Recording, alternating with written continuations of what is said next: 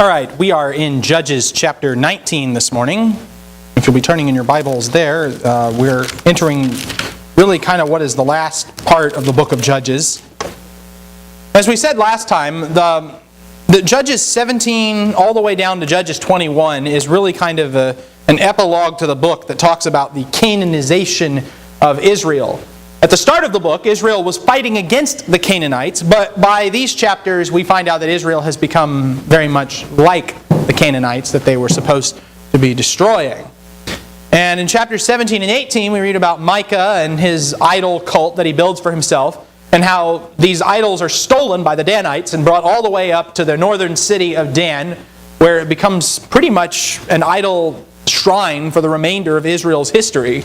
And so it's not a happy ending there. But in Judges chapter 19, 20, and 21, we have a single story of the Levite and his concubine. And just like the previous story, there's an unnamed Levite, and it starts in the hill country of Ephraim, and there's a mention of Bethlehem and Judah. And this is probably one of the darkest stories in the whole book, and is really not children's reading material or feel-good devotional material at all. So I'll just be warned that we're going into a very R-rated story here. We'll start in chapter 19. It came about in those days, when there was no king in Israel, that there was a certain Levite staying in the remote part of the hill country of Ephraim, who took a concubine for himself from Bethlehem and Judah. But his concubine played the harlot against him, and she went away from him to her father's house in Bethlehem and Judah, and was there for a period of 4 months. Then her husband arose and went after her to speak tenderly to her in order to bring her back, taking with him his servant and a pair of donkeys. So she brought him into her father's house, and when the girl's father saw him, he was glad to meet him. His father-in-law, the girl's father, detained him, and they remained with him 3 days. So they ate and drank and lodged there. Now on the 4th day, they got up early in the morning, and he prepared to go, and the girl's father said to his son-in-law, "Sustain yourself with a piece of bread, and afterwards you may go." So both of them sat down and ate and drank together, and the girl's father said to the man, "Please be willing to spend the night, and let your heart be merry." And then the man arose to go, but his father-in-law urged him, so that he spent the night there again. On the 5th day he arose to go early in the morning, and the girl's father said, "Please sustain yourself and wait until the afternoon." So both of them ate. And when the man arose to go along with his concubine and servant his father-in-law, the girl's father said to him, "Behold, now the day has drawn to a close. Please spend the night. Lo, the day is coming to an end. Spend the night here so that your heart may be merry. Then tomorrow you may arise early for your journey so that you may go home." What do we think of this? How would you describe what's going on here?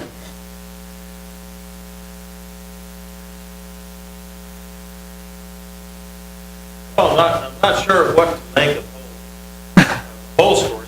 Here's, the man's concubine, not a full-fledged wife. I'd say a half-wife. Right. Last wife. That's what a concubine was. But Yeah. it does say that apparently may not have been abusive. That statement, we don't know. But then the father saw him, and the father apparently didn't want to let his daughter go. So there may have been something, some have surmised from that there was something amiss about the way this man was treating this girl, or at least maybe the girl told her father that we don't know that. Yeah. He didn't want to let her go, apparently. Well, yeah. So some of that seems a little speculative to me. I don't think we can surmise anything about the relationship between the Levite and his concubine, other than he had a concubine, and well, we have a father-in-law who is excessively hospitable. Don. Yeah, and that I think is more crucial to this whole thing. The father-in-law is apparently happier about this meeting than anybody else, and so happy about it that he doesn't want him to go away. Don't leave. Stay here another day. Oh, here, it's kind of this vicious cycle. They wake up in the morning, "Oh, before you leave, here, let me give you something to eat." And after they finish eating, "Oh, well, you spent too much time eating, and you really can't make this journey in that little of time. So stay here overnight, and you can leave tomorrow morning." And it's just this vicious cycle you can see. Yeah.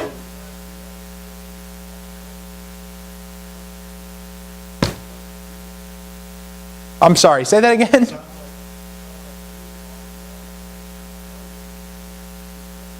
mean, it could be. I mean, yes, Jen. Yeah, I know. We're speculating a little bit here. I don't think that we should do too much of that. Jen.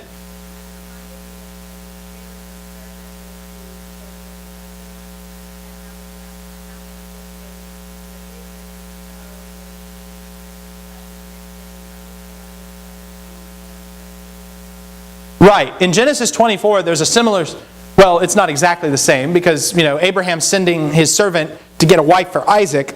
That servant arrives. He says, I'm taking her with me now. And they say, oh, well, stay here a few days. No, I'm leaving right now. He takes off and runs. So this is kind of the opposite of how Isaac obtained his bride. But, I think it's important to look for literary echoes of other stories because it helps key us into how this is going to be interpreted. But something else I think is important too, that this man's excessive hospitality is preparing us for something else. Preparing us for what we're going to read next. Because the hospitality he's going to encounter in Gibeah is going to be a little different. Yes, Jen?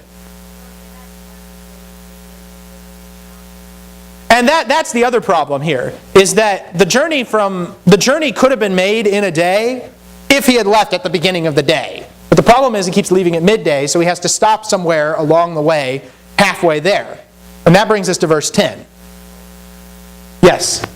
One of the things that I think causes a lot of problems is various views of the story. Yeah. And my speculation, but they're all speculative. We need to understand their view of hospitality is different than our American view of hospitality back in that day. If you go over there today, their view of hospitality is different. That's true. Than it is over here.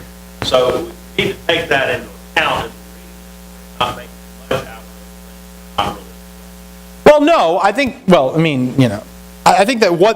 is intended to provide a contrast to what happens next. Because what happens next is clearly inhospitable. So whether this is excessive hospitality, it certainly seems that way from our perspective anyway, or whether this is the way that things should go according to custom, whatever the case may be, it definitely provides a sharp contrast with what happens next. And that, I think, we need to notice and consider. Let's keep picking up in verse 10.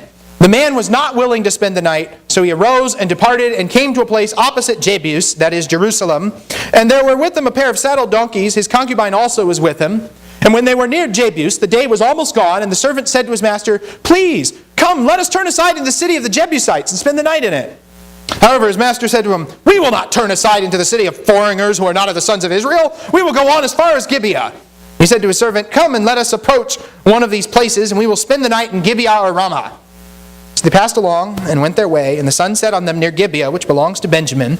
They turned aside there in order to enter and lodge in Gibeah, and when they entered, they sat down in the open square of the city, for no one took them into his house to spend the night.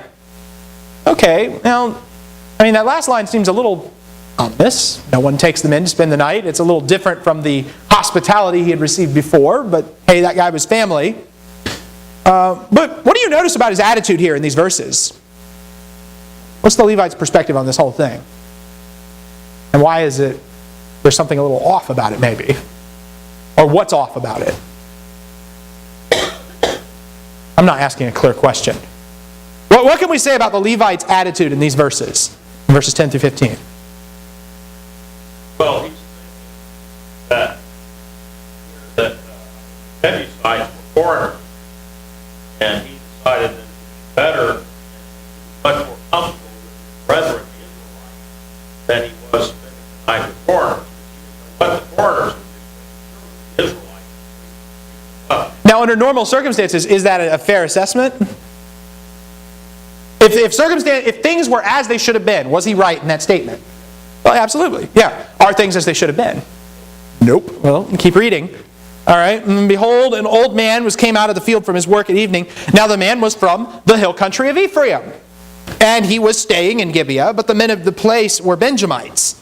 He lifted up his eyes and saw the traveler in the open square of the city, and the old man said, Where are you going, and where do you come from? He said to him, We're passing from Bethlehem in Judah to the remote part of the hill country of Ephraim. For I am from there, and I went to Bethlehem in Judah, but I'm now going to my house, and no man will take me into his house. Yet there is both straw and fodder for our donkeys, and also bread and wine for me, your maidservant, and the young man who is with your servants. There's no lack of anything. And the old man said, Peace to you. Only let me take care of all your needs. However, do not spend the night in the open square. So he took him into his house and gave the donkeys fodder, and they washed their feet and ate and drank. Okay, so they find somebody who's hospitable, but he's not a Benjamite. Where's he from? He's from the same place this Levite's from. He's from the hill country of Ephraim. And the Levite, makes his case here that, we've got straw, we've got fodder, we're not going to be a burden on anybody who takes us in. And so the old man welcomes him into the square. Maybe he even seems a little oddly insistent. Hey, don't spend the night in the open square. Yes? Story, there's parallel. Awesome. Thought about that? Jesus said, do not take anything, any of your needs, because your needs are going to be supplied on this journey. But if you go into a place and your needs not return, you get out of there, go to another place, and the ones that are truly interested in truth are going to take care of you. Those that aren't going to take care of you. So here's the man, he says, I've got everything I need. All I need is a place to lay my head to sleep tonight. I don't need food. I don't need any religion. The old man says, no, I will take care of all of this. Okay, I hadn't thought of that. I think that probably the parallel we're supposed to recognize, and we'll talk about that one in a minute, but there's a parallel we're supposed to recognize from Genesis chapter 19, and which would have been a little more familiar to the readers here. I hadn't thought of that, though. Maybe there's something to that. But well, I'm just saying. Yeah, he's insistent. Don't spend the night in the square. Like the angels that came to Lot in Sodom, and they said, we're going to spend the night in the square, and Lot insisted, no, you're not. You're going to come into my house. Well, of course, what happens next? Well, verse 22, while they were celebrating, behold, the men of the city, certain worthless fellows, surrounded the house, pounded on the door, and they spoke to the owner of the house, the old man, saying, bring out the man who came into your house, that we may have relations with him. Then the man, the owner of the house, went out to meet them and said to them, no, my fellows, please do not act so wickedly. Since this man has come into my house, do not commit this act of folly. Here's my virgin daughter and his concubine. Please let me bring them out to you, that you may ravish them and do with them as you wish. But do not commit such an act of folly against this man. Now, does that sound like anything that we might know about? What does that sound like?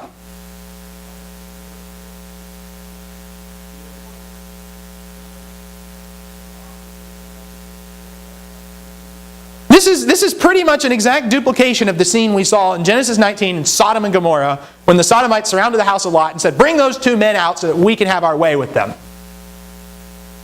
But what's really wrong with this picture? Besides the already obvious things that are wrong with this picture.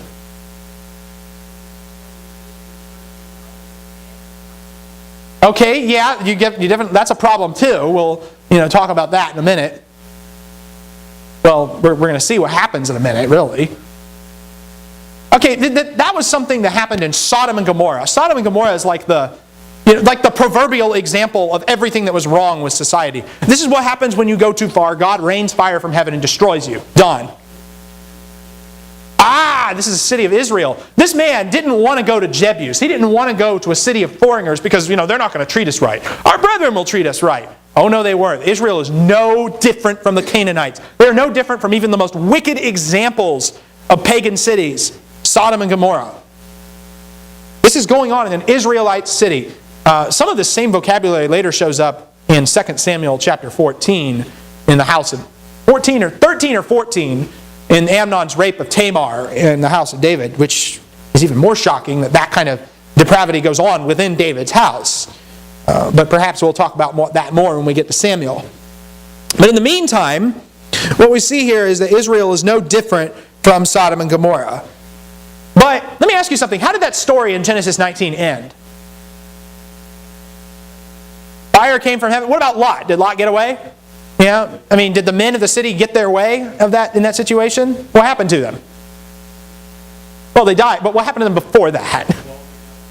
They got blinded. They couldn't find the door. The angels dragged Lot back into the house. Eventually, they dragged him out of the city and burned the city with fire. But the point is, the scene ended a certain way, and the guys who were banging on his door, the mob, did not get their way with Lot or his daughters or the angels or anybody else. That is not how this story ends. And this is I think where we need to. This is where things take a turn for the even worse. In verse 25, the men would not listen to him, so the man seized his concubine and brought her out to them, and they raped her and abused her all night until morning, and then let her go at the approach of dawn. As the day began to dawn, the woman came and fell down at the doorway of the man's house where the master was until full daylight. When we talk about the similarity to Genesis 19, Judges 19 and Genesis 19 are quite similar. I guess you can remember that because they're the same number. But the story ends quite differently. The Benjamites demanded that the old man released his guests so that they could have sexual relations with them, but just like the Sodomites demand that Lot give up his 2 guests. The old man objects and begs them not to engage in this wickedness, just like Lot begged the Sodomites not to behave wickedly. The old man offers his virgin daughter and the concubine to the Levite and his servant, just like Lot offered his 2 daughters. We can remember what the New Testament said about righteous Lot, but Lot wasn't exactly a picture-perfect individual in that scene either. The old man... But the story ends drastically differently. The Levite saves his own skin and the old man's by throwing his concubine to the mob. The woman that he had been taking this whole journey to retrieve, I might add. The woman whose father had just shown him all that outrageous hospitality, he gives her up and lets the crazy mob have their way with her. That's the question. Okay. God. But the men would not hearken to him. The man lay hold on his country. Is that the man? Is that the old man or the Levite? Oh, it's probably the Levite. He was the only one. There's to follow that it's the old man that's talking to them. Then it says the man, like it was the old man, but the way it's written, it's kind of nebulous. Yeah, I wondered about that. Here the Levite would have had to have known that not in the house. Well, no, and I get the impression that the man is the Levite. Probably, I agree, there's a grammatical ambiguity there, I admit that. What clues us in is what happens next. He doesn't seem very upset about it when he comes out the door in the morning. He kind of, get up, we got to go. And then when he finds out she's dead, then he gets upset, which to me suggests, if this were the old man of the house, I'd guess the Levite would probably raise some stronger objections than he does here. Yes, Jen?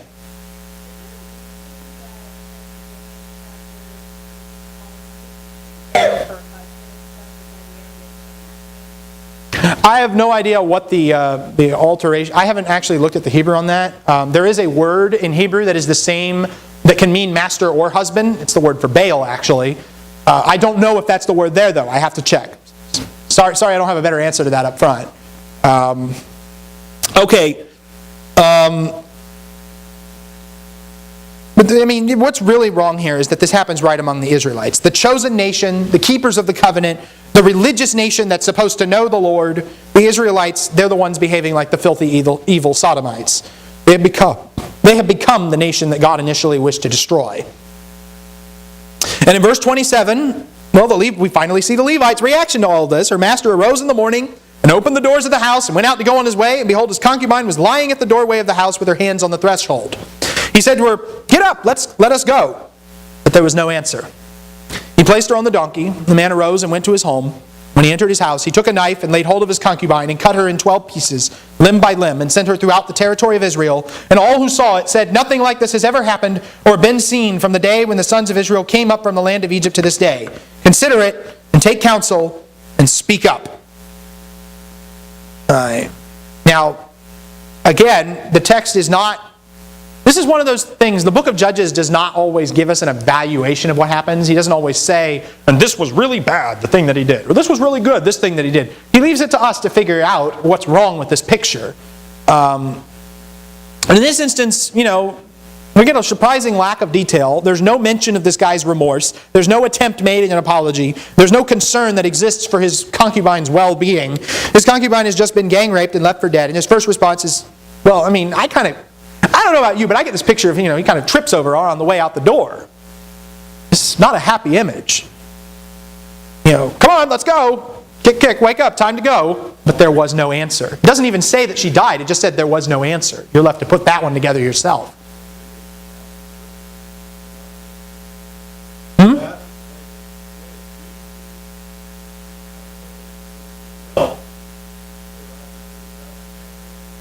Yes, and it's what's striking to me is the whole reason he's even on this journey is to retrieve her for himself. He gives her up like this, and to her she's basically this piece of property at this point. The Levite carries her home on his donkey. He completes the journey he made to retrieve her. When he gets home, he cuts her up in 12 pieces and sends her throughout Israel. This is a graphic, symbolic way of calling the nation to attention. Now there is kind of a similar thing that somebody does. In 1 Samuel 11, whenever Saul gets word that the Ammonites are oppressing Jabesh-Gilead, Saul cuts his oxen into pieces and sends them throughout Israel. And it's basically a summons to war. The Levite does something similar here. Another fun fact, Saul's hometown is Gibeah. It's not the same Gibeah because Gibeah is completely destroyed between now and when that happens. But still kind of an interesting connection to note that Gibeah is the hometown of the man who would later become the first king of Israel. He cuts her into pieces. And I do think that in the difference is, of course, Saul's calling the nation to action to save one of their own towns, while the Levite is treating his concubine like a slaughtered animal to call the nation to vengeance. And in verse 30, they all say, well, this is a moral outrage. We've never seen anything like this before. This is a call to action. Let's do something about this. That brings us to chapter 20. As the book of Israel began with war against the Canaanites, it now ends with Israel fighting a war against herself. She's become the evil she was instructed to destroy. Verse 1 of chapter 20, all the sons of Israel from Dan to Beersheba, including the land of Gilead, came out, and the congregation assembled as one man to the Lord at Mizpah. The chiefs of all the people, even of all the tribes of Israel, took their stand in the assembly of the people of God, 400,000 foot soldiers who drew the sword. And the sons of Benjamin heard that the sons of Israel had gone up to Mizpah. And the sons of Israel said, tell us, how did this wickedness take place?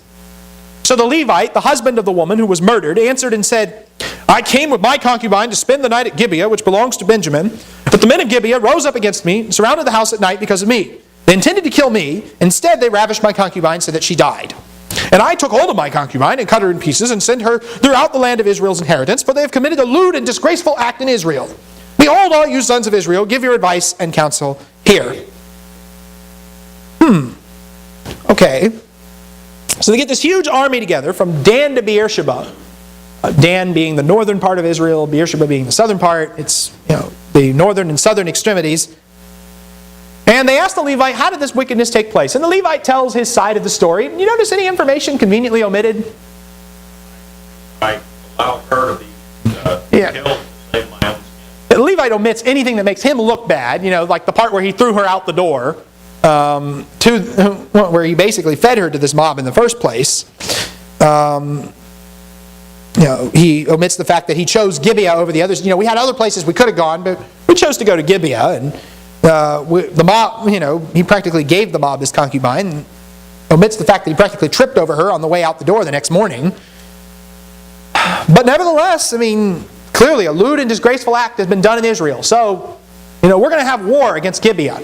And all the people arose as one man, saying, not one of us will go to his tent, nor will any of us return to his house. But now this is the thing which we will do to Gibeah. We will go up against it by lot. We will take 10 men out of the 100 through the tribes of Israel, 100 out of the 1,000, 1,000 out of 10,000 to supply food for the people, so that when they come to Gibeah of Benjamin, they may punish them for all the disgraceful acts that they have committed in Israel. Thus all the men of Israel were gathered against the city, united as one man. Then the tribes of Israel sent men through the entire tribe of Benjamin, saying, what is this wickedness that has taken place among you? Now then, deliver up the men, the worthless fellows in Gibeah, that we may put them to death and remove this wickedness from Israel. But the sons of Benjamin would not listen to the voice of their brothers, the sons of Israel. The sons of Benjamin gathered from the cities of Gibeah to go out to battle against the sons of Israel. And from the cities on that day, the sons of Benjamin were numbered 26,000 men who drew the sword, besides the inhabitants of Gibeah who were numbered 700 choice men. Out of all these people, 700 choice men were left-handed. Each one could sling a stone at a hair and not miss. And then the men of Israel, besides Benjamin, were numbered 400,000 men who drew the sword. All these were men of war. One thing I can say for Israel, their problem isn't their lack of unity, because they've got the whole nation gathered together as one man. No one is allowed to stay home from this fight. In verse 10, 1 out of every 10 men will be required to get supplies for their army or food. And the goal here is to punish Gibeah. Now, is there a legal precedent for that in the law of Moses? For what they're about to do?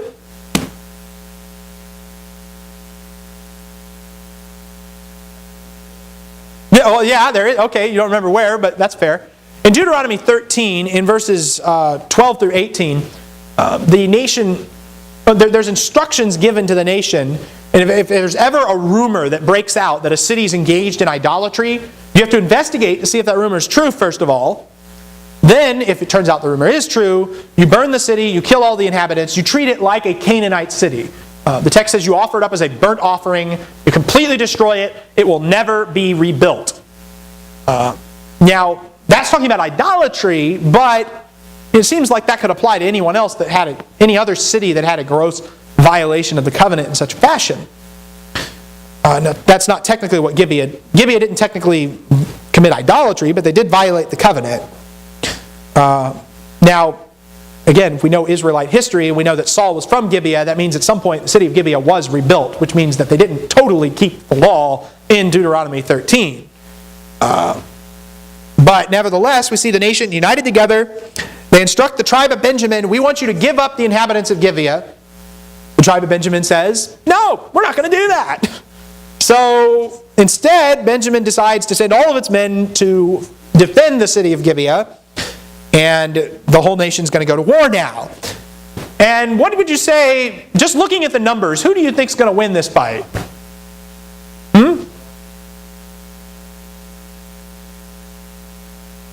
Huh? Yeah, I haven't.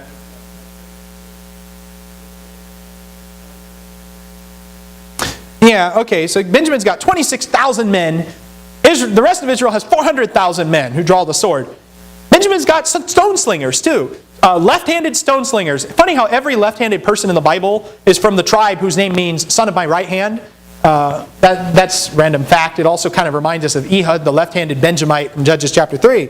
But the fact that Benjamin is outnumbered is pretty ominous. Now let me ask you another question. We just looked at the numbers. Every other time in the Bible that we've seen the smaller number and the bigger number, who usually wins? Why? Because God is usually with them, right? Now, do we think God's going to be with Benjamin? Well, probably not, because of all the bad stuff they did. Is God going to be with Israel? I'm going to disagree with that. Yes, God was with Benjamin, and God was with Israel, and God did what God wanted done. Trick question. Yeah. Yes, God is always with them. It's not always in a good way, though. Sometimes God, like when Israel brings the Ark of the Covenant out to battle in 1 Samuel 4, God was with them for that battle. God was with them fighting against them, is what happened. Done.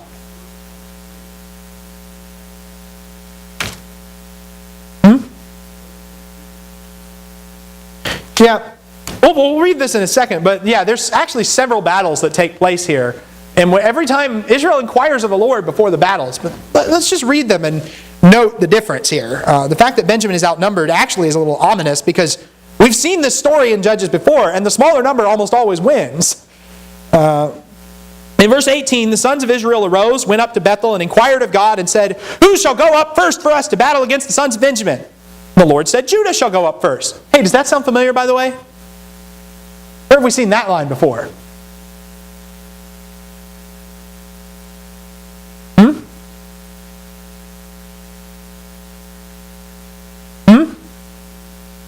Numbers? Actually, it's in the beginning of the book of Judges. Read the very first 2 verses of the book of Judges. Judges chapter 1, verses 1 and 2. Somebody read that.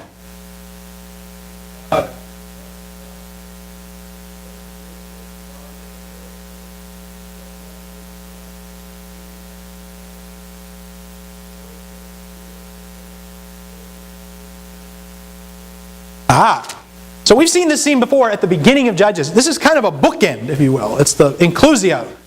But at the beginning of the book, the battle was against the Canaanites. Now, again, it's a battle against their fellow countrymen.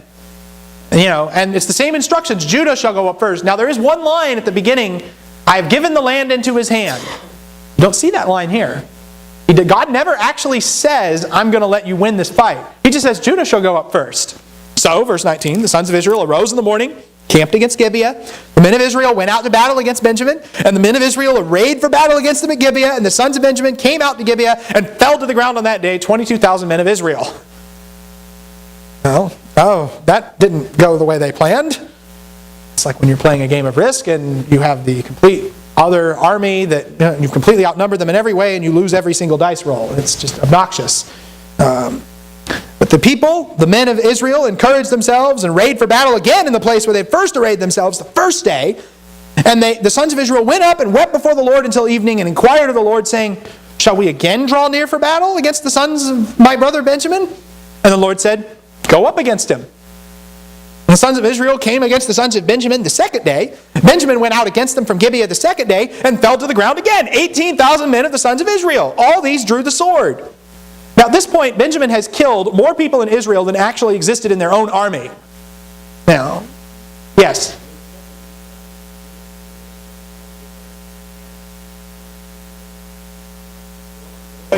Oh yeah, go. Hey, let Judah go up first. Hey, go up against him again. Yeah, I mean, God never actually says, and I think that's pretty important to note. Why does Israel lose these fights? I mean, Benjamin is winning this battle against impossible odds. Did God fail to win the battle for them? No. In light of the claims in Joshua and Judges that the battle belongs to God, this seems doubtful. Yahweh alone is the giver of victory, and that day he chose to give it to Benjamin. He never promised Israel victory. He simply gave them instructions. There's a lesson in that. Just because you do what God said, does that mean that He'll always help you out? No, because sometimes you're doing something He hadn't said over here, or told you not to do, and you fulfilling this one little commandment over here is not going to make Him pleased with you at all. You're going to nitpick what I said? Really? Just because we do what God has told us to do, want it. Well, that's true too. Win the battle. You said God, I believe God helped Israel. Because Israel had a lesson to learn. What exactly it was, I'm not 100% sure here. But I think Israel needed a lesson here. God used it. Yeah, that's possible. I mean, and we're definitely reading between the lines to see that. But, I mean, there is a different thing that happens the third time they inquire of God. And we are going to look at that. It is noteworthy. Now, God's punishment for His people is almost always in the interest of getting them to repent. I mean, you read the Leviticus and the covenant curses there. You know, if they refuse to repent, I'm going to send them 7 more curses. If they don't repent after that, I'm going to send them 7 more curses. Well, one of the curses of the covenant in Leviticus 26:17 is that I will set my face against you so that you will be struck down before your enemies, and those who hate you will rule over you, and you will flee when no one is pursuing you. You know, I mean, never mind 1 man putting 100 to flight or 5 men putting 1,000 to flight. You're going to flee when no one is pursuing you. You're going to lose to nobody. The fact that Israel keeps losing in this civil war hints that God is displeased with their conduct in some way. Even though Benjamin is in the wrong, well, Israel's not exactly in the right. But we got a third attempt here. We'll pick up in verse 26.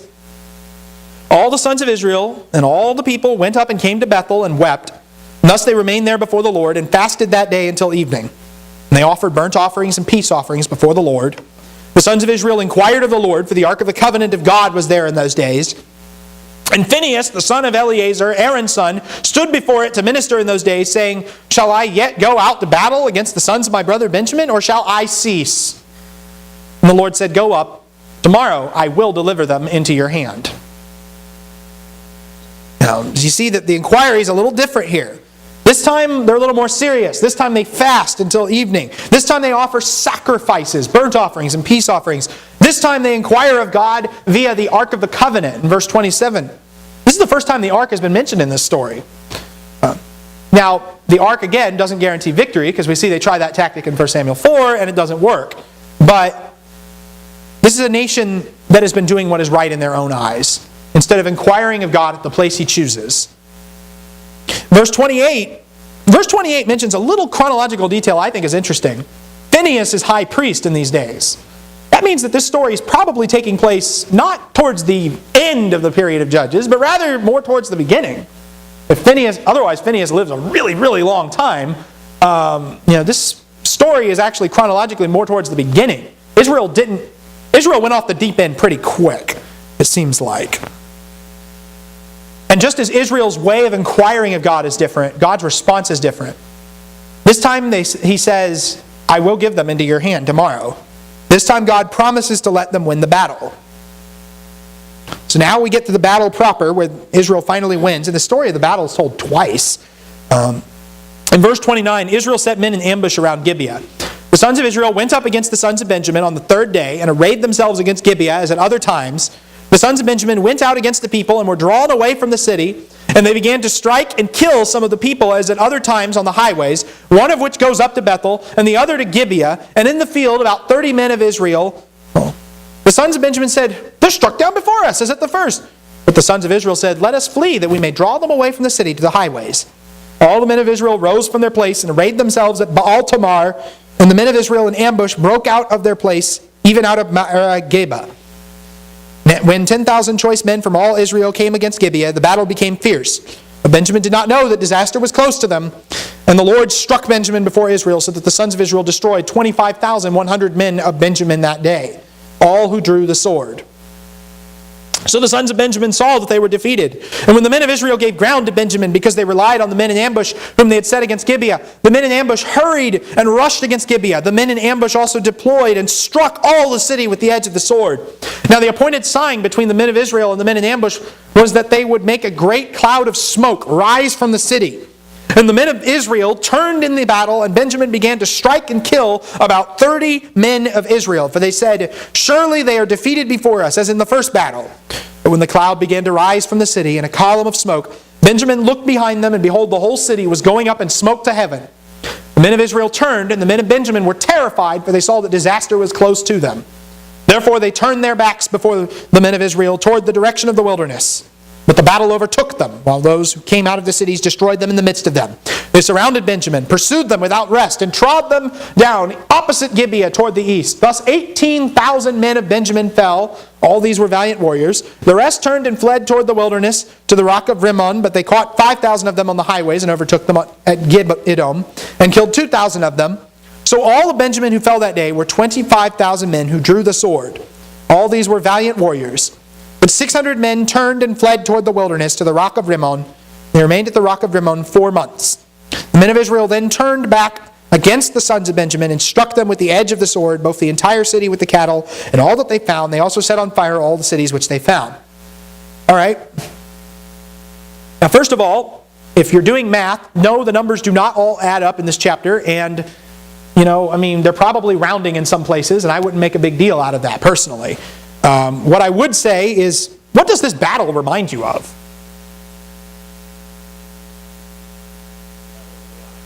Reminds us of the Battle of Ai. It's the exact same strategy. They've been defeated before already, so they use that overconfidence that the enemy has built up to their advantage. They go up against the city, they lure them out, the men of the city go, yeah, let's pursue them. They abandon the defense of the city, and then this other contingent of Israelites comes in and burns the city to the ground. They did it at Ai, they do it here at Gibeah. Now what are we to make of this similarity in the battle?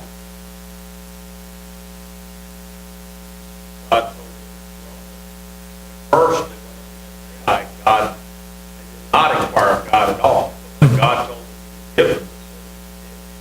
Yeah. The same thing basically happens here. God told him to go up and tell him he was going to give them victory. He told him he was going to give them victory. Right, okay, so there's a lot of similarities there. What lesson are we supposed to get from these similarities? What's the connection we're supposed to make here? Why is what happens to Ai so similar to what happens to Gibeah? What does it say about the nation?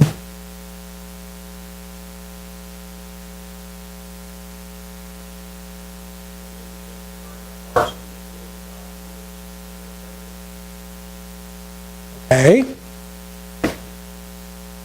All right. Well, what have we been saying all along is the main theme, the point of the book of Judges?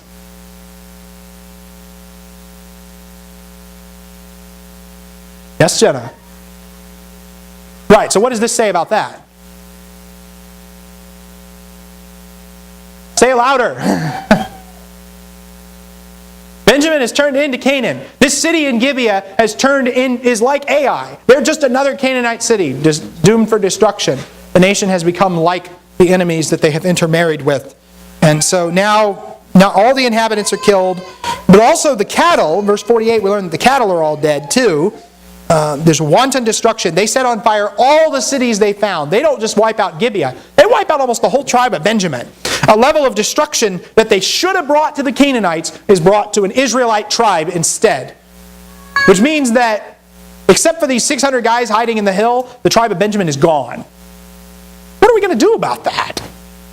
We'll pick up on that next time in chapter 21. All right.